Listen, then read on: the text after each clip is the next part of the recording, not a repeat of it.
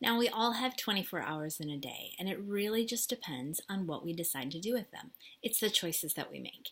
So, back in the day when I started Usborne, I was just in it for the discount. I took it a little bit more seriously when I decided to quit my job and stay home with my two girls.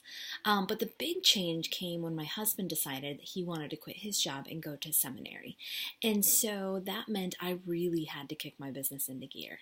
And in a matter of just a couple months, I took my income from $1,000 a month to over $3,000 a month. Things were going really well. My husband was just in school. He wasn't working so that he could be more available to do childcare.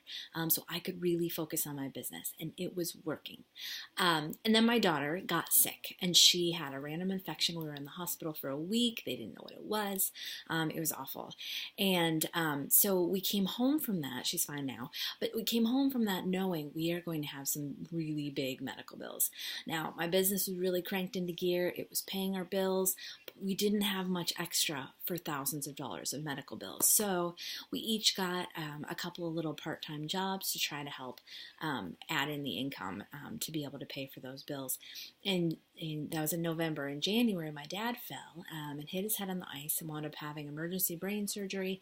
And it was a really long road to recovery.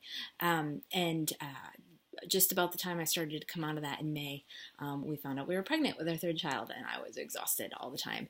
And so my business didn't quite keep up. It didn't quite keep going the way that I wanted to, and I was working all the time because I was home full time with my kids, but I was also, my husband was now working a part-time job. I was working a part-time job, and so whenever I wasn't at that job or I wasn't with my kids, I was working on my UBAM business. I was up late at night. Any minute I could squeeze in, I was working on it, trying to get it back to where it was and even bigger. And I got so frustrated at the fact that I felt like I didn't have any choices. Like I had to work that hard because I had to pay our bills. It just wasn't an option. And it was a long struggle until I took a step back and I did a lot of this time management stuff, and I realized I did have a choice. I was making the choice to stay home and be with my kids. Could I have left that? Could I have gone a full-time job and put my kids in childcare? Would that have made my life easier? Would it have made my UBAM business easier? I don't know, because I didn't make that choice. I made the choice to be home with my girls. I made the choice to keep that part-time job. I made the choice to keep working on Usborne, to make that a significant income for us.